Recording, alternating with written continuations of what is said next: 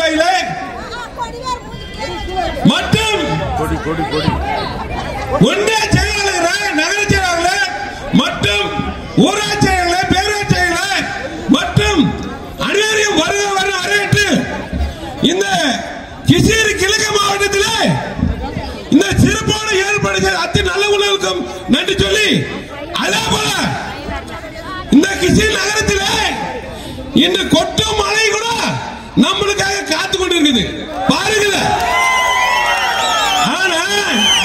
சாயங்காலம் 5 மணிக்கு நான் வரேன்னு போல நான் கேப்டனை வேண்டிக்கிறேன். தலைவரை உன்னை வேண்டி எங்க எல்லாரும் உன் மூலமா வந்து கொடுக்கிறாங்க. அவங்க பேரை காப்பாத்து, என் பேரை நிலைநாட்டு என்று கடவுள்களை கேப்டன் வேண்டிக்கிறேன். ஆனா கேப்டன் எப்படிப்பட்ட தலைவர் இந்த வானத்தில் இருக்க வேகத்தில் இருக்கிற மலைக்கு தெரியும். ஏன்னா கோரைக்கும் இறங்க குளிர் மலை போல் ஏழைகளுக்கு நல்ல செய்த ஒரே தலைவர் கேப்டன். அப்படிப்பட்ட தலைவருக்கு நாம எப்படி வாய்ப்பு கொடுக்கணும்? ஏன்னா இன்னைக்கு வந்து இந்த நிகழ்ச்சி நடந்ததுக்கு நிறைய கடுபிடி காரணம். யாராரோ கட்சி ஆரம்பிச்சாலும் அவங்க நிர்வாகம் தெரியாம வீட்டுல அமர்ந்துருக்கிறாங்க. அவங்களுக்கு எல்லாம் பயந்து நம்மளுக்கு வந்து பாதுகாப்பு கொடுக்க மாட்டேன்றாங்க. ஏன்னா இந்த நகராட்சியில எடப்பாடி கூட ரவுண்டால வந்து பேச அப்படி. ஆனா ஒரு சாதாரண அரசியல் மெச்சூரிட்டி இல்லாத நம்ம அவருக்கெல்லாம் பயந்து தேமுதிக இந்த இடத்தை ஒதுக்கிட்டு. ஏன்னா அதான் நினைச்சேன், பொதுமக்களுக்கு நாம நல்லது செய்யணும், காவல்துறை அதுதான் சொல்லுது. அவர் காவல்துறை பேச்சும் கேட்கணும் தான் பொதுமக்களுக்கு எந்த பிரச்சனை வரக்கூடாது. இந்த இடத்தை நாமல் ஒப்புக்கொடுங்கள். அதனால வருங்காலத்தை தேசிய முற்போக்கு திராவிடம் சாதாரண கட்சி இல்லை. யார் சொல்லனா தமிழ் என்று சொல்லடா, தலை நிமிர்ந்து நிலடாயிராய். நம்மளுக்கெல்லாம் சொல்லிக் கொடுத்த ஒரே தலைவர் கேப்டன். அப்படிப்பட்ட தலைவர் பின்னாடி இந்த கிருஷ்ணகிரி மாவட்டத்தை தேசிய முற்போக்கு திராவிடம் எப்படி கட்சின்னு தெரியும். ஏன்னா இந்த கிருஷ்ணகிரியில ஆண்டங்கட்சிக்குது ஆளுங்கட்சிக்குது. இந்த இது வரைக்கும் இந்த நகராட்சியில எந்த உருப்படியான வேலை செய்யல. ஏன் சொல்றேன்னா பக்கம் இந்த பேனர் வச்சு ஒரு ஏரிக்குது. என்னது இந்த பேருந்து நிலையத்தை அறிவிச்சது தான் புரட்சித்தலை அம்மா தான். ஆனா அந்த கோரிக்கை எங்க அண்ணியார் பேசுவாங்க. ஏன்னா புரட்சித்தலை அம்மா அறிவிச்சு பின்னாடி இன்றுமே ஒரு நடைமுறைக்கு வராம இந்த கிருஷ்ணகிரி அத்தில செயல்பாடும் கிடப்பில் போட்டு கிடக்கிறார்கள். அதை தூக்கி தட்டி எழுப்புற ஒரே தலைவி நம்மளோட தலைவி. அந்த தலைவி பின்னாடி நாம ஒன்று பெறுவோம், வென்று எடுப்போம். நான் ஒன்னான்னு சொல்றேன். இன்னைக்கு அண்ணன் தம்பி ஒற்றுமை இல்ல, மாமா மச்சான் ஒற்றுமை இல்ல, அக்கா தம்பி கூட இல்ல, அப்பம் புள்ளி கூட ஒற்றுமை இல்ல. எங்கேயோ நம்மளுக்கு ஜாதி இல்லை, மதம் இல்லை. ஆனா ஒரே கேப்டன் சொன்னால் மதத்தை மறப்போம், மனிதனை நினைப்பு. அப்படி பின்னாடி இன்றைக்கு அனைத்து சமுதாய மக்களுக்கும் எங்க அண்ணியார் அவர்கள் கண் உறங்கினாலும் கண் இமை உறங்காமல் மக்களுக்காக பாடு கொண்டிருக்கிறார். அப்படிப்பட்ட தலைவிக்கு ஒரு முறை வாய்ப்பு கொடுங்கள். மறந்து விடாத தாய்மொழி வாய்ப்புக்கு நன்றி சொல்லுவேன். நன்றி, வணக்கம். அடுத்தபடியாக கழகத்தின் பொதுச் செயலாளர் வருங்கால முதல்வர் நம்ம அண்ணியார் அவர்கள் உங்களுடைய சிறப்பு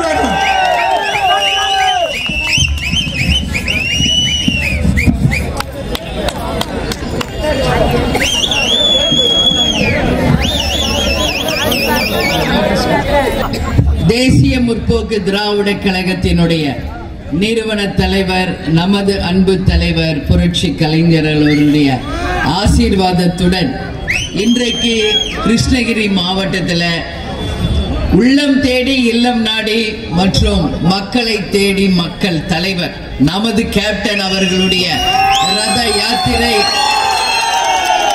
இன்னைக்கு தமிழ்நாடு முழுவதும் 234 தொகுதிகளுக்கும் நாம சென்று கொண்டிருக்கிறோம். 3ஆம் கட்ட பயணமாக இன்னைக்கு கிருஷ்ணகிரி மாவட்டத்தில் நம்மளுடைய பயணத்தை தொடங்கி இருக்கிறோம்.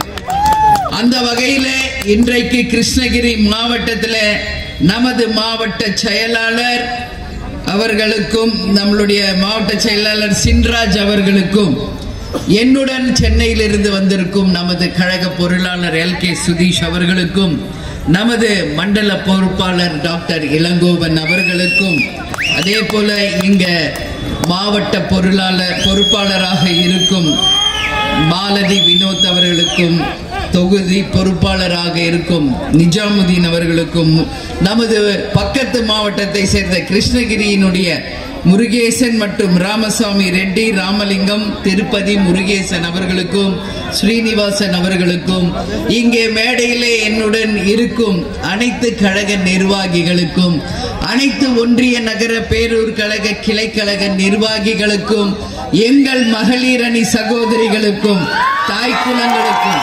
தொண்டரடியை சேர்ந்தவர்களுக்கும் பத்திரிகை நண்பர்களுக்கும் கேப்டனை தன் உயிர் மூச்சாய் கொண்டுள்ள எங்கள் உயிரினும் மேலான அன்பு கழக உடன்பிறப்புகளாகிய உங்கள் அனைவருக்கும் என்னுடைய பணிவான வணக்கத்தை நான் தெரிவித்துக் கொள்கிறேன். இப்போ சமீபமாக நான் கிருஷ்ணகிரி மாவட்டத்திற்கு வருவது அடிக்கடி பல்வேறு நிகழ்ச்சிகளுக்கு அப்பப்ப கலந்துகிட்டு இருக்கேன். உங்களை சமீபமா பல்வேறு தரத்துல பார்த்துக்கிட்டு இருக்கேன். அது ஒரு திருமணமா இருக்கலாம், இல்ல ஆர்ப்பாட்டமா இருக்கலாம், இல்ல ஒரு பொதுக்கூட்டமாக இருக்கலாம். எத்தனை நிகழ்ச்சிகளுக்கு நாம வந்தாலும் இன்றைக்கு தான் நீங்க என்ன பார்க்கிற மாதிரி நான் உங்களை பார்க்கிற மாதிரி அந்த ஆர்வத்துல என்னைக்குமே நம்ம தலைவர் மேல நாம கொண்டுள்ள அந்த பற்றின் காரணமாக இன்னைக்கு மழை வரட்டும் என்ன வரட்டும் போலீஸ் தடை பண்ணட்டும் அது எது வேணாலும் இருக்கட்டும், இது தேசிய முற்போக்கு திராவிட நிர்வாகிகளின் கூட்டம்.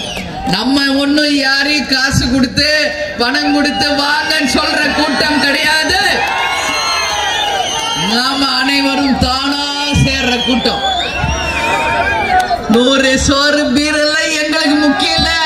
எங்க கேப்டன் என்ற ஒற்றை சொல்லுக்காக, அவரின் அன்புக்காக, அவருடைய அன்பின் தொண்டர்களாக நாம் அனைவரும் இங்கே இணைந்திருப்பது, நாம் அனைவரும் சேர்ந்து நம் தலைவருக்கு இன்னைக்கு கேப்டன் ரதமாக வந்து உங்களை எல்லாம் தேடி நம்ம மக்கள் தலைவர் வந்திருக்கிறார். அவருக்கு நாம் அனைவரும் சேர்ந்து வீர வணக்கத்தை நாம் தெரிவித்துக் கொள்ள வேண்டிய தருணமாக இதை நாம் பார்க்கிறோம். கிருஷ்ணகிரி மாவட்டத்தில் இன்னைக்கு பல்வேறு நிகழ்ச்சிகளிலே உங்களை நான் வந்து சந்திச்சுட்டு இருக்கேன். இப்போ உள்ளம் தேடி இல்லம் நாடி கழக நிர்வாகிகளாகிய உங்களை எல்லாம் நேரடியாக சந்திச்சு வருகின்ற 2026 தேர்தலுக்கு தேசிய முற்போக்கு திராவிட கழகம் இன்னைக்கு நாங்க 234 தொகுதிகளிலும் தயாராக இருக்கிறோம் தேர்தலை சந்திக்க என்கின்ற நம்மளுடைய அச்சாரத்தை நிரூபிக்கவும் பூத் கமிட்டி அமைச்சு BL2 ஃபார்ம் பண்ணி கழகத்தை கட்டுக்கோப்பாக தலைவர் அவர்கள் நம் வழிகாட்டுதலின்படி ராணுவ கட்டுப்பாட்டுக்கு இணையாக இன்னைக்கு தமிழ்நாட்டில் எந்த கட்சியும் இந்த மாதிரி ஒரு கட்டுப்பாடான கட்சி இல்லை என்று சொல்லக்கூடிய அளவு ஒரு ராணுவ கட்டுப்பாடான கட்சி இது. இன்னைக்கு மற்ற எல்லாரும் இன்னைக்கு தேமுதிகவை பற்றியும் தலைவரை பற்றியும் பேசாத யூடியூபே இல்லை. நம்ம தலைவர் இருந்த பொழுது அவருடைய பேரையும் புகழையும் மடுங்கடிச்சு அவர் செய்த நல்ல திட்டங்களும் கேப்டன் அவர்கள் கொண்டு வந்த அத்தனை நல்ல திட்டங்கள் மக்களுக்காக அவர் செய்த உதவிகள் நன்மைகள் எதுவும் மக்களுக்கு போய் சேராமையே தடுத்துட்டாங்க. ஆனா இன்றைக்கு நம்ம தலைவர் நம்மளிடம் இருந்து மறைந்தாலும் தெய்வமாக நம்முடைய இருந்து நம் கட்சியையும் நம்மளையும் வழி நடத்தி கொண்டிருக்கிறார். கேப்டன் அடிக்கடி சொல்வார், என் தொண்டர்களுக்கு ஒண்ணுன்னா அங்க முதல் ஆளாக நான் வந்து நிற்பேன். ஏதாவது என் கட்சிக்கும் என் தொண்டர்களுக்கும் ஒரு பிரச்சனை என்றால் வேட்டிய மடிச்சு கட்டி இறங்கின்ற ஒரே தைரியம் மிக்கவர் நமது கேப்டன் அவர்கள் தான். இன்னைக்கு எத்தனையோ கட்சி வந்திருக்காங்க, ஏற்கனவே வந்துகிட்டு இருக்காங்க புதுசா. ஆனா எல்லா கட்சியும் ஒரே எடுத்துக்காட்டு தேசிய முற்போக்கு திராவிட கழகம். ஒரு கட்சி இருந்தா இப்படிதான் இருக்கணும் அப்படின்றதுக்கு ஒரு உதாரணமாக இந்த 20 ஆண்டு காலம் மக்களுக்காக நாட்டுக்காக உழைக்கின்ற ஒரே கட்சி தேசிய முற்போக்கு திராவிட கழகம். தலைவர் அவர்கள் இந்த கட்சியை சும்மாவை கொண்டு வந்தார். யாருக்காக இந்த கட்சி? என் மக்களாகிய உங்களுக்காக தான் இந்த கட்சி என்று சொல்லி சொல்லி கேப்டன் வளர்த்தார். அவர் நடிகராக இருந்த காலத்திலிருந்து தலைவராகி இன்னைக்கு தேசிய முற்போக்கு திராவிட கழகத்தை உருவாக்கி கடந்த 50 ஆண்டு காலமாக தான் சம்பாதித்ததை மக்களுக்காகவே உதவி செய்து வாழும் வள்ளலாக வாழ்ந்தவர் நமது கேப்டன் அவர்கள். இன்னைக்கு மிக மிக முக்கியமான ஒரு நாள், வடலூர்ல இருக்கின்ற வள்ளலார் அவர்கள் பிறந்த நாள். வள்ளலார் என்றால் யார்? அனைவருக்கும் உணவளித்து அனைவரும் இன்பமுற வேண்டும் என்று சொன்னவர். அருட்பெரும் ஜோதி தனிப்பெரும் கருணை என்று மக்களுக்கு சொன்னவர். அதனாலதான் அவர் வாடிய பயிரை பார்க்கும் போதெல்லாம் வாடினேன் என்று சொன்ன ஒரு உத்தமர் வள்ளலார் அவர்கள். அந்த வகையில தான் இன்னைக்கு நம்ம தலைவர் அவர்களும் தன்னை தேடி வருபவர்கள் யாரும் வெறும் வயிறோட பசியோட போக கூடாது என்பதற்காக அன்னதான பிரபுவாக மக்களுக்கு உதவுகின்ற ஒரு தலைவராக தன்னுடைய வாழ்க்கையை மற்றவர்களுக்கு எடுத்துக்காட்டாக வாழ்ந்தவர் நமது கேப்டன் அவர்கள். இன்னைக்கும் நம்ம அன்னதான பிரபுன்னு ஐயப்பாவை தான் சொல்வோம். ஆனா இன்னைக்கு உலகமே ஒருத்தர் அன்னதான பிரபுன்னு சொல்றதுன்னா அது நம்ம கேப்டன் கேப்டன் கேப்டனை மட்டும்தான் இன்னைக்கு எல்லாரும் சொல்லுவாங்க. இன்னைக்கு வடலூர்ல வள்ளலாருடைய பிறந்த நாள் வருகின்ற அத்தனை பேருக்கு உணவளிக்கக்கூடிய ஒரு மகான். அதுக்கு அடுத்தது வள்ளல் விஜயகாந்த் ட்ரஸ்ட் என்று ஒன்று ஆரம்பித்தார். கேப்டன் மறைந்து 1.25 ஆண்டுகள் ஆகியும் இன்றளவும் தலைமை அலுவலகத்துக்கு தலைவரை தேடி வருகின்ற அத்தனை பேருக்கும் உணவளித்து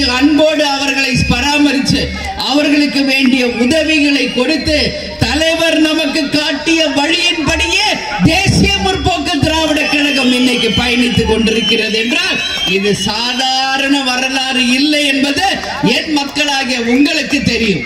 ஏன்னா நம்மள எல்லாருமே தான் பார்க்கிறோம். ஒரு 2 பேர் எக்ஸ்ட்ரா ஒரு கெஸ்ட் வந்துட்டு திணறுவாங்க, ஐயோ என்னப்பான்னு. ஆனா எதுக்குமே சலைச்சவர் கிடையாது நம்ம கேப்டன். அப்படியே நம்மளை எல்லாம் வளர்த்து விட்டுட்டு போனதுனாலதான் தலைவர் எவ்வளியோ தொண்டர்களும் அதே வழிதான் என்று இன்னைக்கு நம்மளால முடிஞ்ச உதவிகளை நாம் செய்து கொண்டிருக்கிறோம். கேப்டன் பிறந்த நாள் அன்னைக்கு நான் பார்க்கிறேன், தமிழ்நாடு முழுக்க தலைமை அலுவலகம் மட்டும் கிடையாது, கடைக்கோடியில் இருக்கின்ற ஒரு கிராமம் வரைக்கும் அன்னதானமும் மக்களுக்கு உதவியும் செய்கின்ற என்னுடைய அன்பான தொண்டர்களை கொண்ட கட்சி தேமுதிக. தலைவர் எப்பவுமே சொல்வார், நம்ம வாழ்க்கையில நமக்கு கிடைச்ச மிகப்பெரிய பாக்கியம் என்னன்னா இது போன்ற ஒரு உண்மையான அன்பான தொண்டர்களை நாங்கள் பெற்றதுதான் வாழ்க்கையில் நமக்கு கிடைச்ச மிகப்பெரிய பாக்கியம் அப்படின்னு கேப்டன் சொல்வார். இத பாருங்க, சுத்தி பாருங்க, பேனர், கொடி, லைட்டு, இதெல்லாம் வந்து சாதாரண வரலாறே கிடையாது. கேப்டன் சொல்வார், வேர்வை சிந்தி சொந்த காசுல கட்டுறதுதான் இங்க இருக்கின்ற ஒரு பேனர், கொடி எல்லாமே. இன்னைக்கு வரைக்கும் சளைக்காம கட்சிக்காக உழைக்கின்ற அனைத்து நிர்வாகிகள் தொண்டர்களுக்கு என் மனமார்ந்த நன்றிகளை, வாழ்த்துக்களை தெரிவிச்சுக்கிறேன். எதுக்கும் பயப்படாதீங்க. நிச்சயமாக தலைவருடைய கனவு லட்சியத்தை நாம் அனைவரும் ஒன்று சேர்ந்து 2026 வென்று எடுப்போம் என்பதை உறுதியாக உங்ககிட்ட சொல்றேன். இன்னைக்கு கிருஷ்ணகிரிக்கு நான் வந்திருக்கிறேன். என்ன மாம்பழ விளைச்சல் அதிகமாக இருக்குது, ஆனா அதற்கு உரிய விலை கிடைக்கல. அதுக்காக தான் ஒரு மாபெரும் ஆர்ப்பாட்டத்தை இதே கிருஷ்ணகிரியில நாம சமீபத்தில் பண்ணோம். இன்னைக்கு வரைக்கும் திமுகவை சேர்ந்த பொறுப்பு அமைச்சர் ஒருத்தர் இருக்கிறார். வருந்தா நாங்க அது பண்ணி கொடுக்கிறோம், இது பண்றோம்னு ஏதாவது ஒண்ணு செஞ்சிருக்காங்க இது வரைக்கும் சொல்லுங்க மக்களே. விவசாயிகளுக்கும் ஒண்ணும் பண்றதில்ல, தொழில்களுக்கும் ஒன்று பண்றதில்ல, மக்களுக்கும் எதுவும் செய்யாத ஒரு நிலைமை தான் இன்னைக்கு நாம் தமிழ்நாட்டில் பார்த்து கொண்டிருக்கிறோம். அது மட்டும் இல்லை, உங்க எல்லாருக்கும் நான் சொல்றேன், இப்ப நான் சொல்ற சில விஷயங்கள் கிருஷ்ணகிரி மாவட்டத்துல பல ஆண்டுகளாக அந்த எந்த விதமான வாய்ப்பையும் மக்களுக்கு கொடுக்கல, வாக்குறுதிகளை நிறைவேற்றாத ஒரு நிலைமை இருக்கு. அதுல மிக முக்கியமாக மா விவசாயிகளுக்கு பக்கத்து மாநிலத்துல 15,000 கொடுக்கறாங்க. ஆனா தமிழ்நாட்டுல விவசாயிகளுக்கு வெறும் 3,000 ரூபாய் கொடுக்கறாங்க. இத கேட்ட பொறுப்பு அமைச்சர் சக்கரபாணி என்ன சொல்றாரு, விளைச்சலுக்கு உரிய விலை கொடுக்கப்படும் என்று 3 மாசத்துக்கு முன்னாடி சொன்னார். சொல்லிட்டே தான் இருக்கார், மாசங்கள் தான் ஓடுதாண்டி அவர் சொன்ன எந்த வாக்குறுதியும் நிறைவேற்றலைன்னு அத்தனை மக்களும் குமுறுவதை நாம் பார்த்து கொண்டுதான் இருக்கிறோம். அவர் திண்டுக்கல்லை சேர்ந்தவர். திண்டுக்கல்ல இருந்து இங்க பொறுப்பு அமைச்சரா வந்தவர் என்ன செய்ய முடியும் யோசிச்சு பாருங்க நீங்க.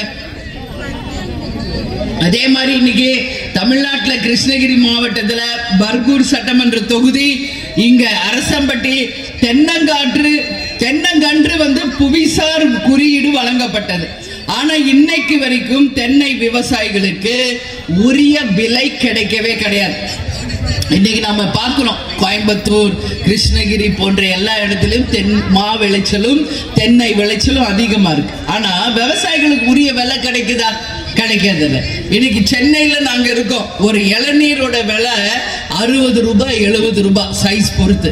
ஆனா இங்க விவசாயிகள் கிட்ட இருந்து அவங்க கொள்முதல் பண்ணுவது 20 ரூபாய் 25 ரூபாய். இப்படி வாங்கினா அந்த விவசாயிகளுக்கு அது எப்படி கட்டுப்படி ஆகும்? அதை அந்த தென்னங்கன்று நட்டு அதை வளர்த்து ஆளாக்கி அது 6-7 வருஷத்துக்கு அப்புறம் தான் காய்க்குது. அது வரைக்கும் அதை பராமரிக்கணும், தண்ணி விடணும், உரம் போடணும், களை எடுக்கணும், எத்தனை பணிகள் இருக்கு. இங்க இருக்கிற எல்லாருமே விவசாய குடும்பத்திலிருந்து வந்தவங்க தான். கேப்டன் உட்பட நான் உட்பட விவசாய குடும்பத்தில் இருந்துதான் இன்னைக்கு கேப்டன் மனைவியா உங்கள் அண்ணியா உங்க முன்னாடி நிற்கிறேன் என்பதை நான் பெருமையோட சொல்றேன். விவசாயிகள் நல்லா இருந்தாதான் இந்த தமிழ்நாடு நல்லா இருக்கும். அதுல எந்த மாற்று கருத்துமே கிடையாது. இன்னைக்கு தமிழ்நாடு முழுக்க, தமிழகமே விவசாயிகள் பூமி. விவசாயம் தான் நம்மளுடைய முதுகெலும்பு. ஆனா இன்னைக்கு மா விளைச்சலுக்கும் உரிய விலை இல்ல. தென்னை கன்று வச்சு அதை வளர்த்து தென்னை மரத்துல எவ்வளவு காய் காய்ச்சலும் அதுக்கும் உரிய விளைச்சல் இல்ல. ஒரு தொழில் செய்யலன்னா தொழில் இல்ல. விலைவாசி உயர்வு ஒரு பக்கம், சட்டம் ஒழுங்கு கேள்விக்குறியா இருக்கு. இன்னைக்கு ரோடுகள் நல்லா இல்ல, கரண்ட் வசதி இல்ல, தண்ணி வசதி இல்ல. எங்க பார்த்தாலும் டாஸ்மாக் கடைகளை திறந்து வச்சு கஞ்சா போதை டாஸ்மாக் தான் இன்னைக்கு தமிழ்நாடு முழுக்க இருக்கிறதே ஒழிய மக்களுக்கு இங்க என்ன நல்லது நடந்து கொண்டிருக்கிறது என்பதை தமிழக அரசுக்கு மக்கள் சார்பா இந்த கேள்வியை நான் கேட்கிறேன். அதே மாதிரி இங்க மத்திய தேர்வு ஆணையம் தமிழ்நாட்டில் உள்ள படித்த இளைஞர்களுக்கு வேலை கிடைப்பதே கிடையாது. எல்லாம் இந்திக்காரங்க வந்து இங்க வேலை பார்த்துக்கிட்டு இருக்காங்க. அப்ப தமிழ்நாட்டில் இளைஞர்கள் இல்லையா? ஏன் தமிழ்நாட்டு இளைஞர்களுக்கு இந்த அரசு வேலை தர மாட்டேங்குது? அதற்கு காரணம் என்ன கேட்டா, நாங்க வெளிநாட்டுக்கு போனோம், முதலீடுகளை பெற்றுக் கொண்டு வந்தோம் சொல்றாங்க. என்ன முதலீடுகளை பெற்றுக் கொண்டு வந்தீங்க? எத்தனை இடத்துல ஆலைகளை உருவாக்கினீங்க? எத்தனை லட்சம் இளைஞர்களுக்கு வேலை கொடுத்தீங்க என்பதை புள்ளி விவரத்தோட முதலமைச்சர் அவர்கள் வெள்ளை அறிக்கை கொடுக்க தயாரா என்று கிருஷ்ணகிரி மாவட்ட மக்கள் சார்பா நாங்க கேட்கிறோம். எல்லாமே வெளிநாட்டுல இருந்து வரோம் நிதி வருது, வியாபாரம் இது வந்து நம்ம இண்டஸ்ட்ரீஸ் கொண்டு வரோம் சொல்றாங்க. என்ன வந்திருக்கீங்க? முதல்ல இங்க இருக்கிற தொழிற்சாலைகளில் வேலை செய்வதற்கு நம்ம ஊர் இளைஞர்களுக்கு நீங்க முதல்ல வேலையை கொடுங்க. நம்ம படிச்சவங்களுக்கு வேலை கொடுங்க. அதுக்கு வழி இல்லையே. இந்த நிலை நிச்சயம் மாறணும். இளைஞர்களுக்கு ஒரு எதிர்காலத்தை இந்த அரசு உருவாக்கணும். கர்நாடகா மாநிலத்தில் தொழிற்சாலையில் இருந்து உற்பத்தி ஆகுகின்ற கழிவு நீர் வந்து இங்க ஆணையில் உள்ள கேஆர்பி டேம் அணை மூலம் தென்பெண்ணை ஆற்றுல கலக்குது. கால்நடைகள் கூட பயன்படுத்த முடியாத ஒரு தண்ணீர், மனிதர்களும் பயன்படுத்தாத ஒரு நிலைமை, அவல நிலை இருக்கிறது. இந்த நிலையெல்லாம் மாறணும்னா அந்த கழிவு நீர் கேஆர்பி டேம்ல கலப்பதை இந்த அரசு உடனடியாக உறுதி செய்து இங்க வாழ்கின்ற மக்களுக்கு குடிக்க தண்ணீரும் நிச்சயமாக ஒரு பாதுகாக்கப்பட்ட குடிநீரை வழங்குவது இந்த அரசின் கடமை என்பதை மக்கள் சார்பாக நாங்கள் முதலமைச்சர் கவனத்திற்கு கொண்டு போகிறோம். அதே மாதிரி கிருஷ்ணகிரி மாவட்டத்தில் அதிகம் உற்பத்தி ஆவது மல்லிப்பூ. இன்னைக்கு தமிழ்நாடு முழுக்க மல்லின்னா ஃபேமஸ். நானும் பல தேர்தலுக்கு வந்து வாக்குறுதியில படிப்பேன். இங்க வந்து ஜெயிச்சு வந்தா சென்ட் ஃபேக்டரி வரும், சென்ட் ஃபேக்டரி கொண்டு வருவோம் அப்படின்னு சொல்றாங்க எல்லாம்.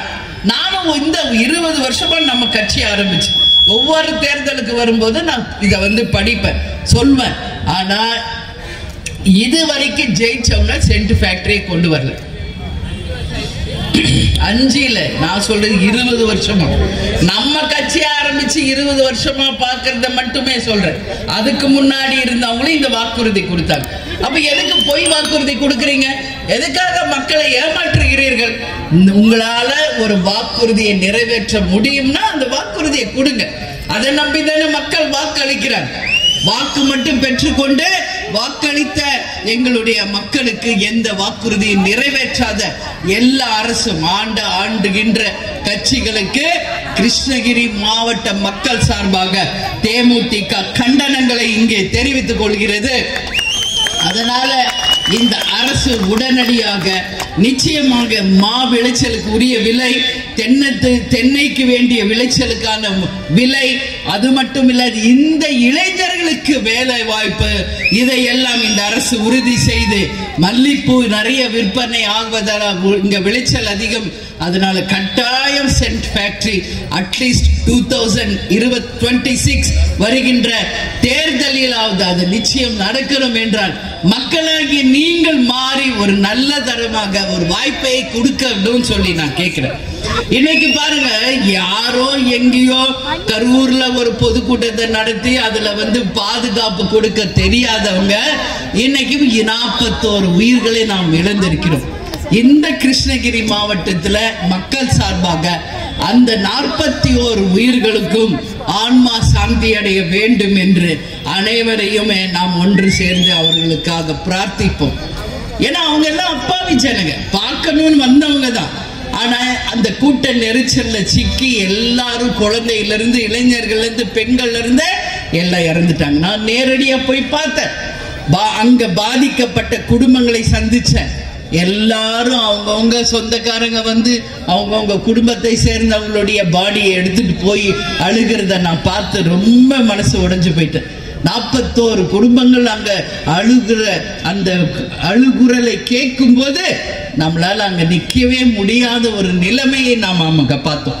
அதே மாதிரி ஹாஸ்பிட்டல்ல படுகாயம் அடைந்து அட்மிட் ஆன எல்லாரையும் நாம போய் நேரடியா சந்திச்சோம். இங்க பத்திரிகை எல்லா டிவியில பார்த்தா போன சனிக்கிழமை இன்னையோட 9வது நாள் 9 நாள் ஆயிடுச்சு. அன்னைக்கு ஆரம்பிச்சது இன்னைக்கு வரைக்கும் டிவியை ஓபன் பண்ணா இதான் போகுது. என்ன பிரயோஜனம்? என்ன பிரயோஜனம்ன்ற இன்னைக்கு எதுக்கு வந்து தடுக்கிறீங்க? ரோடு பூரா போலீஸ் நிக்கிறாங்க.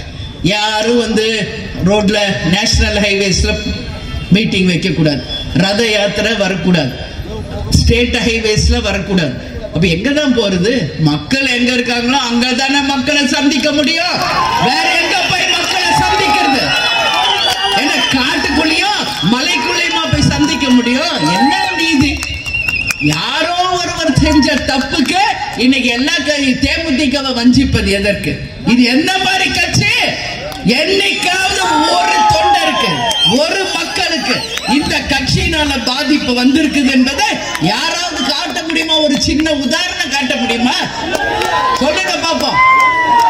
இதுவரைக்கும் தமிழ்நாட்டிலேயே ஒரு மாநாடு நடத்தி கின்னஸ் ரெக்கார்ட் செய்த முதல் கட்சி தேசிய முற்போக்கு திராவிட கழகம்.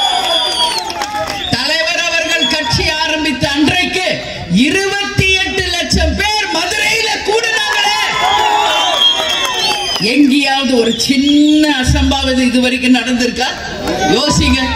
ஏன் கேப்டன் என்கின்ற ராணுவத்துக்கு இணையான ஒரு தலைவர் கமாண்ட் பண்ணுவாரு, யார் மேல இறங்கு, அமைதியாரு, கொடியாருக்கு அமைதியாருங்க, கண்டிப்பாரு. தப்பு அவர் கண் முன்னாடி நினைஞ்சா கண்டிப்பார். தன் தொண்டனை உண்மையில் நேசிச்ச ஒரு தலைவர். ஏன் தொண்டனுக்கு ஒண்ணுன்னா அந்த இடத்துல முதலாளாக நான் இருப்பேன் என்று சொல்லி இன்னைக்கு இருக்காங்களே, பேசுறது மட்டும் சினிமா வசனம், அடுத்த நிமிஷம் பிளைட் பிடிச்சி வீட்டுக்குள்ள போனவரை இப்ப வரைக்கும் வெளியே வரல. என்னது இதெல்லாம்? என்னது? யாருக்காக வந்தாங்க? மக்கள் உங்களை பார்க்க வந்தாங்க இல்லையா? அப்ப யார் பொறுப்பு? நிச்சயமாக விஜய் அவர்கள் போய் சந்திக்கணும்.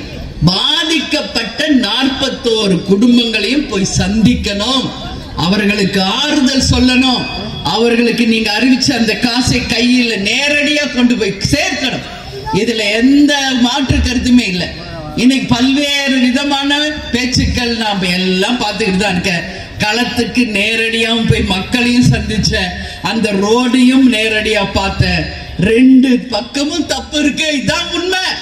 கேப்டன் எப்படி உண்மையை சொல்வாரோ தேமுதிக உண்மையை தான் பேசும். யாருக்காக பயப்பட வேண்டிய அவசியம் என்னைக்குமே தேமுதிக கிடையாது. ஒரு பாதுகாப்பு கொடுக்க வேண்டிய அரசும் தன் கடமையிலிருந்து தவறி இருக்கிறது. அதை கரெக்டா பாதுகாத்து கரெக்டா தொண்டர்களை பத்திரமா அனுப்ப வேண்டிய விஜய் அவர்களும் தவறு செய்திருக்கிறார். 2 பக்கமும் தவறு இருக்கு. இந்த 41 உயிருக்கும் தமிழக அரசும் பொறுப்பேற்க வேண்டும். விஜயின் தாமேத்கா கட்சியும் பொறுப்பேற்று ஆகணும். இதுல மாற்று கருத்து கிடையாது. 41 உயிர் என்ன சாதாரணமா? சொல்லுங்க. இன்னைக்கு விஜய கைது பண்ணமோ, ஆனந்த கைது பண்ணுமோ, புஷி ஆனந்த்னு ஒருத்தர் என்னது இதெல்லாம்? அவர் எங்க இருக்கிறாருன்னு தெரியல. கேட்டா தலைமறைவு தலைமறைவுன்றாங்க. என்னது இது? வாங்கல. என்ன தலைக்கு கத்தியா வரப்போகுது? தலைக்கு கத்தியா வரப்போகுது? தூக்கலியா போட போறாங்க. ஒரு கட்சினா தைரியம் இருக்கணும், வீரம் இருக்கணும். நம்மளால ஒரு குடும்பத்துக்கு பாதிப்பாயிருச்சுன்னா அங்க முதலால தலைவர் எப்படி நிப்பாரோ அந்த மாதிரி தேமுதிக எப்படி நிக்குமோ நிக்கணும். இன்னைக்கு வரைக்கும் பாங்கு ஊதுறாங்க, அமைதியாக இருக்கணும். ஏன் இதை நம்ம கடைபிடிக்கிறோம்னா, இதுவும் நம்ம தலைவர் நம்மளுக்கு சொல்லி கொடுத்துட்டு போனதுதான். தேசிய முற்போக்கு திராவிட கழகத்தை பொறுத்த வரைக்கும் ஜாதி மதங்களுக்கு அப்பாற்பட்டு நாம் அனைவரும் ஒன்றே இனம், ஒருவரே குலம், ஒருவரே தெய்வம் என்று வாழ்கின்ற அன்பு சகோதர சகோதரிகளை கொண்ட நாடு என்பதை தலைவர் அவர்கள் தன் திரைப்படங்களிலும் சரி, தன் வாழ்நாளிலும் சரி, ஒவ்வொரு நாளும் மக்களுக்காக உணர்த்தி இருக்கிறார். இந்த கலாச்சாரத்தை உருவாக்கியதும் நமது கேப்டன் அவர்கள் தான். அந்த பாங்கு விவாதிக்கிறப்ப அது எவ்வளவு பெரிய கூட்டமா இருந்தாலும் தலைவர் பேச மாட்டார். எதுக்குன்னா அவர்கள் அல்லாஹ் அவர்களுக்கு நாம் செலுத்துகின்ற மரியாதை. இன்னைக்கு கேப்டன் செய்த பிறகு இன்னைக்கு அத்தனை தலைவர்களும் இதை ஃபாலோ பண்றாங்க. அத்தனை தலைவர்களும் இன்னைக்கு ஃபாலோ பண்றாங்க. அதுக்கு முன்னாடி இது இல்ல. இது மாதிரி தன் வாழ்நாள்ல ஒவ்வொரு விஷயத்தையும் உதவி செய்யணும், சாப்பாடு கொடுக்கணும், மதங்களை மதிக்கணும், மக்களை மதிக்கணும், இறைவனை எல்லாமே அவர் வழி வாழ்க்கை இருக்கணும்னு சொன்னவர் தலைவர் நமது கேப்டன் அவர்கள். அதனாலதான் இன்னைக்கு எல்லாரும் மனித நேயத்தோடு நாம் அனைவரும் ஒற்றுமையாக இருந்தால் இன்னைக்கு இந்தியா தான் உலகத்திலேயே வல்லரசு நாடாக இருக்கும் என்பதில் எந்த மாற்று கருத்தும் இல்லை. அதே போல 2026 உறுதியாக தெய்வத்தின் ஆசீர்வாதத்தோடும் தலைவரின் ஆசீர்வாதத்தோடும் மக்கள் ஆதரவோடும் நிச்சயம் நாம் மகத்தான வெற்றி பெறுவோம் என்பது இந்த நேரத்தில் சொல்லும். அது மாதிரி இப்ப நான் பேசிட்டு இருந்தேன் கரூர் நிகழ்ச்சியை பத்தி. 2 பக்கம் தப்பு இருக்குப்பா, இதுதான் உண்மை. சில்லர் ஒரு நிறைய இருக்கு. ஆட்சியாளர்கள் மேல ஒரு 5 தப்பு, விஜய் மேல ஒரு 5 தப்பு மட்டும் நான் சொல்றேன். ஏன்னா நான் நேரா போய் பார்த்தேன். எல்லா மக்கள் பாதிக்கப்பட்டவங்க என்கிட்ட சொன்னதை கிருஷ்ணகிரியில உங்க முன்னாடி சொல்றேன். ஃபர்ஸ்ட் விஜய் செஞ்ச தப்ப சொல்லவா, தமிழக அரசு செஞ்ச தப்ப சொல்லவா? தமிழக அரசு. ஓகே, நான் சொல்றேன் தமிழக அரசு செய்த தவறு என்ன அப்படின்றத நான் ஃபர்ஸ்ட் சொல்றேன். இன்னைக்கு இந்த மாதிரி இடத்துல ஒரு சின்ன மீட்டிங் மாதிரி போடுங்க, இவ்வளோ கட்டுப்பாடு விதிக்கிறீங்களே. இன்னைக்கு கோர்ட்ல ஆர்டர் வருதுல, தேமுதிக மாதிரி உண்மையான கட்சி அதை நாங்க மதிக்கிறோம் இல்ல. சட்டத்தை மதிக்கின்ற ஒரே கட்சி தேசிய முற்போக்கு திராவிட. அந்த சட்டம் ஒண்ணு சொன்னா, காவல்துறை ஒரு விஷயத்தை சொன்னா அதை அப்படியே இமையளவு மாறாமல் ஃபாலோ பண்ற கட்சி தேமுதிக. ஆனா தமிழக அரசு செஞ்ச முதல் தப்பு, அந்த குறுகலான பாதையில அவர்களுக்கு பேச அனுமதி கொடுத்தது யார் என்ற கேள்வியை மக்கள் சார்பா நான் கேள்வி கேட்கிறேன். 100 அடி சாலையில பாதி சாலை பஸ் 60 அடி 40 அடி தான் இருக்கு. அது முதல் தவறு. அங்க முதல்ல பிரச்சனை எங்க ஆரம்பிக்குதுன்னா, ஆம்புலன்ஸை யார் அந்த கூட்டத்தில் அனுமதித்தது யார்? இந்த கேள்விக்கு தமிழக அரசு பதில் சொல்லி ஆகும். அந்த ஆம்புலன்ஸ் உள்ள வரும்போதுதான் மக்கள் மத்தியில இட நெருக்கடி ஆகுது, நெரிச்சல் உண்டாகுது, ஒருத்தர் மேல ஒருத்தர் விழுகிற நிலைமை உருவாகுது. அடுத்தது 3வது பிரச்சனை பார்த்தோம்னா, ஃபர்ஸ்ட் ஒரு ஆம்புலன்ஸ், அடுத்து ஒரு ஆம்புலன்ஸ் போகுது. விஜய் பேசிக்கிட்டு இருக்காரு மேல. யார் விஜய் மேல செருப்பு கல்லு வீசினது? யார் வீசினா? இதுக்கு கட்டாயம் அரசு பதில் சொல்லணும். இன்னைக்கு சிசிடிவி ஃபுட்டேஜ் எல்லா இடத்துலயும் சுத்துது. அந்த யார் நபர் என்பதும் இன்னைக்கு கண்டுபிடிக்கப்பட்டிருக்கு. இது வரைக்கும் கைது பண்ணாங்களா? விஜய் கைதாவாரா, புஷி ஆனந்த் கைதாவாரா, நிர்மல் குமார் கைதாவாரா மட்டும் பிரஸ் பீப்பிள் பெருசா பண்றீங்களே. அந்த செருப்பு வீசினது யார்? அவரை கைது பண்ணிச்ச அரசு. அது ஏன் யாரும் போட மாட்டேங்கிறீங்க? ஏன் போட மாட்டேங்கிறீங்க? யார் போட்டது செருப்பு? யார் கல்லு எரிஞ்சா? யார் செஞ்சா? இப்போ கட்சியில உண்மை தொண்டன் செய்வானா? அந்த மாதிரி விஜயை விரும்பி அந்த கூட்டம் விஜய் மேலக்க போடுமா? அப்ப செய்தது யார்? லோக்கல் ரவுடிஸ் தான் இத பண்ணிருக்காங்க. இதுல மாற்று கருத்தே கிடையாது. அந்த ரவுடிகளை இயக்குகின்ற ஒரு அந்த யாரு மந்திரி, 10 ரூபாய் மந்திரி இருக்கார் ஒருத்தர் அங்க. புரியுதா? நான் எப்ப போனாலும் விஜய் பாட்டா பாடிட்டு போயிட்டாரு, நான் வசனமா பேசிட்டு தான் வந்திருக்கேன் இது வரைக்கும். இன்னைக்கு தமிழ்நாடுல எல்லா இடத்துக்கு தான் போனாரு. கரூருக்கு வர்றப்ப மட்டும் ஏன் பிரச்சனை? என்ன பிரச்சனை? நான் சொல்றேன், பக்கா பிளான், பக்கா ஸ்கெட்ச் போட்டு தூக்கி இருக்காங்க. இதான் உண்மை. பக்கா பிளான் தான் உண்மை. இல்லைன்னு யாரு மறைச்சாலும் உண்மை ஒரு நாள் வெளியே வரும்.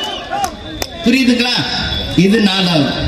5வது, அந்த கூட்ட நெரிச்சலை கட்டுப்படுத்த காவல்துறையே கிடையாதுங்க. இதான் உண்மை. இன்னைக்கு போய் பேசுறாங்க. யூசுவலா 20 பேருக்கு ஒரு காவல்துறையை வைப்போம், 50 பேருக்கு ஒருத்தரை அங்க எக்ஸ்ட்ரா போர்ஸ் கொடுத்து 20 பேருக்கு ஒருத்தரை நிப்பாட்டணும்னு சொல்றேன். நம்ம எல்லாரும் பார்த்து பார்த்தோம்ல, விஷுவல்ஸ் பார்த்தோமா இல்லையா? அந்த நம்ம வந்து ட்ரோன் ஷாட்ஸ் காமிக்கிறாங்க. எங்கேயாவது காவல்துறை பிரவுன் ட்ரெஸ் போட்டு நிக்கிறாங்களா சொல்லுங்க?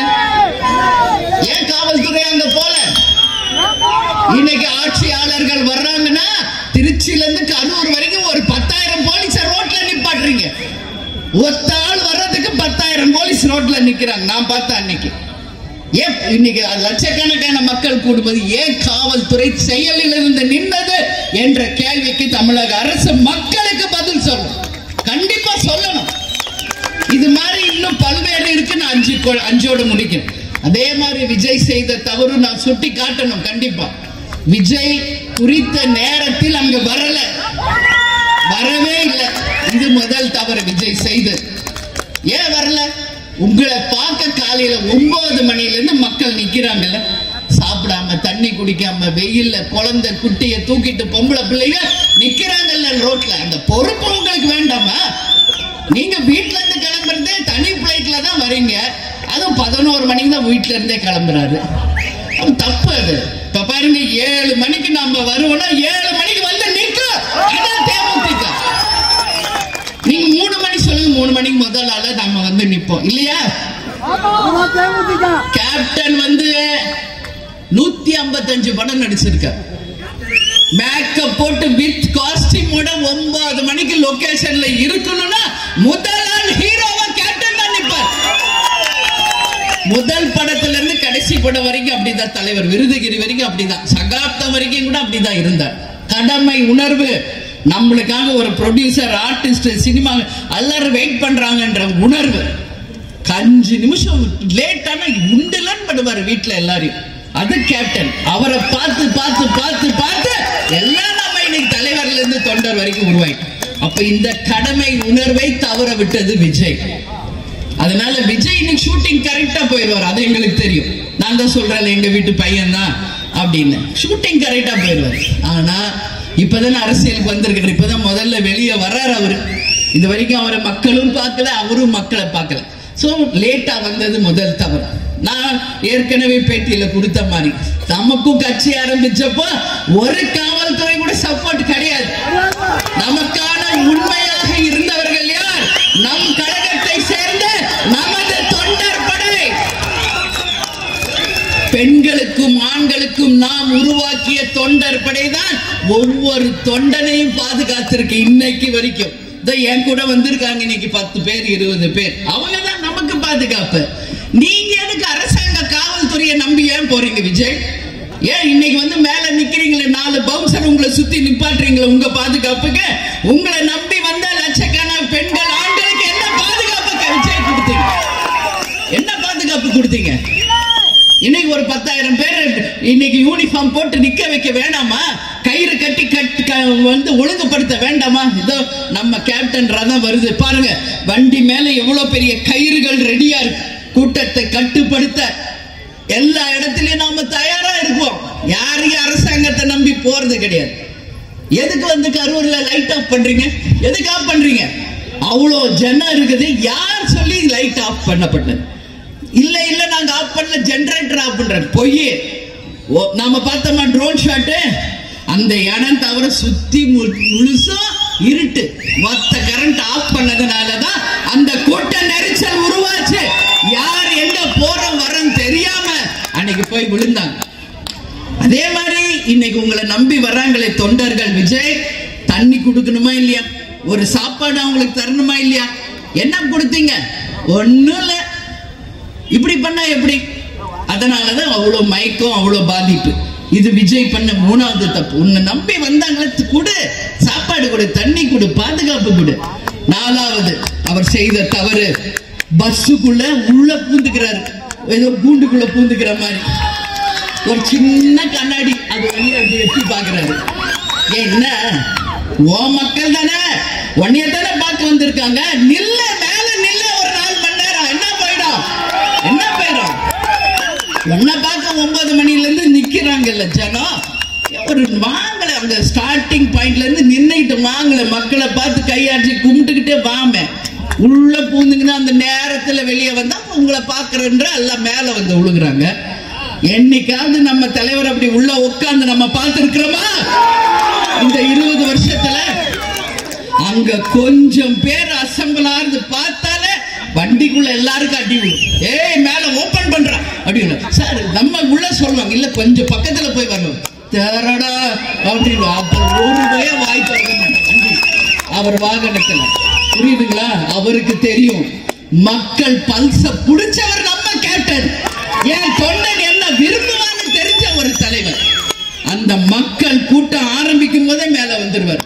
அத்தனை பேரையும் பார்த்து கும்பிட்டு நீங்க கொடுக்கிற சால்வையை கழுத்துல போட்டு இப்படி பண்ணி முரசு கொட்டிக்கிட்டு அன்பா சிரிச்சுக்கிட்டு அப்படியே வருவார்.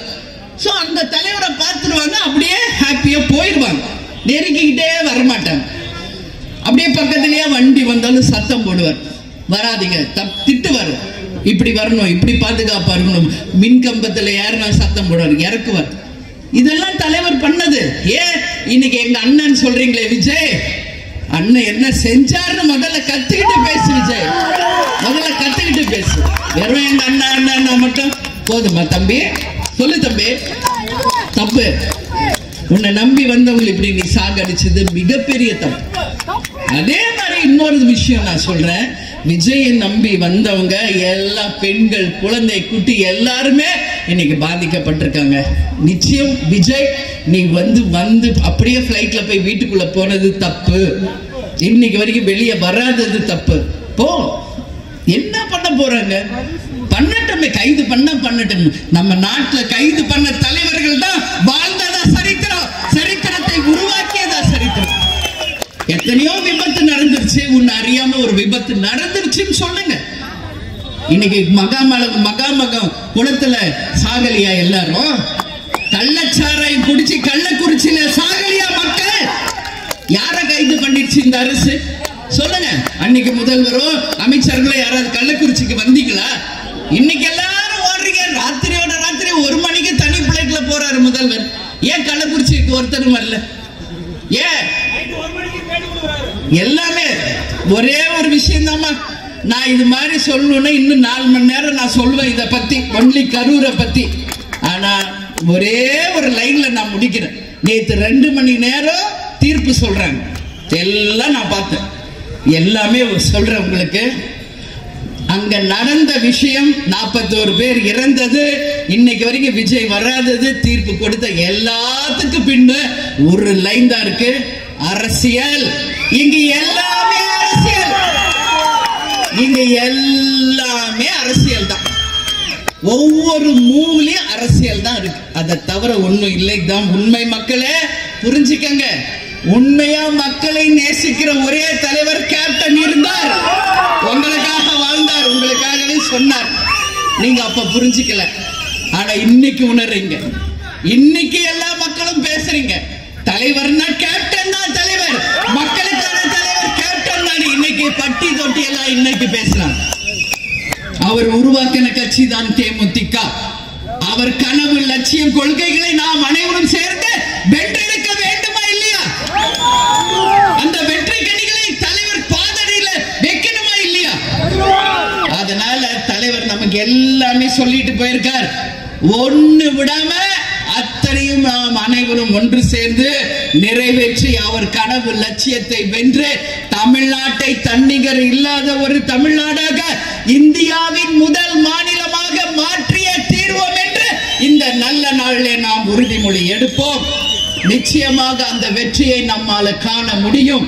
இது மாதிரி வெறும் அடுத்த தேர்தலுக்காகவும் அடுத்த வாக்குகளுக்காகவும் அரசியல் பண்ணும் அரசியல்வாதிகளை முகத்திரையை கிழியுங்கள். வருகின்ற 26 மக்களே நீங்கள் புரிந்து கொள்ளுங்கள், எந்த கட்சி மக்களுக்கானது, எந்த கட்சி மக்களுக்காக உண்மையில் உழைப்பது என்பதை நீங்கள் சிந்திச்சு ஒரு மாபெரும் மாற்றத்தை, எழுச்சியை உருவாக்க வேண்டும் என்று உங்க எல்லாரையும் பார்த்து நான் கேட்டுக்கிறேன். மாற்றத்தை தருவீர்களா? மாபெரும் ஒரு புரட்சியை உருவாக்கலாமா? மக்கள் ஆட்சியை கொண்டு வரலாமா? பொற்கால ஆட்சியை கொண்டு வரலாமா? அனைவருக்கும் வெளிப்படையான ஆட்சியை கொண்டு வரலாமா? சிந்திச்சு பாருங்க. இதுவரைக்கும் தலைவர் சொன்ன 5 விஷயத்தை சொல்றேன். லஞ்சம், ஊழல் இல்லாத நேர்மையான ஆட்சியை கொண்டு வருவோம். அனைவருக்கும் வேலை வாய்ப்பை உருவாக்குவேன், படித்த படிக்காத இளைஞர்களுக்கு. அதே போல பெண்கள் நாட்டின் கண்கள் என்று பெண்களை பாதுகாத்த ஒரு தலைவர் கேப்டன் அவர்கள். அனைவருக்கும் இருக்கை இருப்பிடம், குடிக்க தண்ணீர், அனைவருக்கும் பாதுகாக்கப்பட்ட ஒரு தொழிலை உருவாக்குவோம் என்று சொன்ன தலைவர் நமது கேப்டன் அவர்கள்.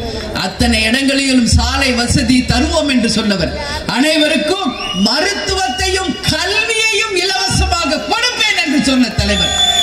இவங்கள மாதிரியா 1000 ரூபாய் கொடுக்கிறோம், இல்ல 10 இன்னும் மாணவர்களுக்கு 1000 கொடுக்கிறோம், ஓட்டுக்கு 1000 கொடுக்கிறோம், இது குவார்டர் கொடுக்கிறோம், பிரியாணி கொடுக்கிறோம். இதை தவிர என்ன கொடுக்குறாங்க? தலைவர் சொன்னது போல இதெல்லாம் நடக்கும் போதுதான் தமிழக அரசு சிறப்பான அரசாக, மக்களால் போற்றக்கூடிய ஒரு அரசாக இருக்க முடியுமே தவிர, நிச்சயமாக அதுக்கான சூழ்நிலை 2026 உருவாக்க வேண்டியது தமிழக மக்களாகிய நீங்கள் தான். கடந்த 20 வருஷமா கேப்டன் நானும் எங்கள் நிர்வாகிகள் போகாத ஊர் இல்ல, சந்திக்காத மக்கள் இல்ல. தலைவர் எப்படி எல்லா ஊருக்கும் போனாரோ அது போலதான் இன்னைக்கு நம்ம உழைச்சுக்கிட்டு இருக்கோம். யாருக்காக? மக்களாகிய உங்களுக்கு தான். தேசிய முற்போக்கு திராவிட கழகமே தமிழக மக்களாகிய உங்களுக்காக உருவாக்கப்பட்ட கட்சி என்பதை மனதிலே கொள்ளுங்கள். உங்களுடைய அத்தனை விஷயங்களையும் நாங்கள் எடுத்து அதை நிறைவேற்றி உறுதியாக தமிழ்நாட்டை நல்லாட்சி கொண்டு வருவோம் என்பதை உங்களிடம் நான் சொல்கிறேன். எனவே இந்த கூட்டத்திற்கு வந்த அனைவருக்கும் நன்றிகளை கூறி, எங்களை வரவேற்ற மாவட்ட செயலாளர், நிர்வாகிகள், தொண்டர்கள் அனைவருக்கும் இருகரம் கூப்பி தலைவர் சார்பாக, கட்சி சார்பாக தெரிவித்துக் கொண்டு, தமிழன் என்று சொல்லடா, தலை நிமிர்ந்து நில்லடா, இயன்றதை செய்வோம், இல்லாதவருக்கே நமது முரசு வெற்றி முரசாக கொட்ட வேண்டும் என்று கூறி, சந்தித்த அனைவருக்கும் இருகரம் கூப்பி நன்றிகளை தெரிவித்துக் கொண்டு உங்களிடமிருந்து விடைபெறுகிறேன். நன்றி, வணக்கம். உங்கள் பகுதி செய்திகளை உடனுக்குடன் தெரிந்து கொள்ள கிறிஸ் டிவி தமிழ் சேனலை சப்ஸ்கிரைப் செய்யுங்க, லைக் பண்ணுங்க, ஷேர் பண்ணுங்க.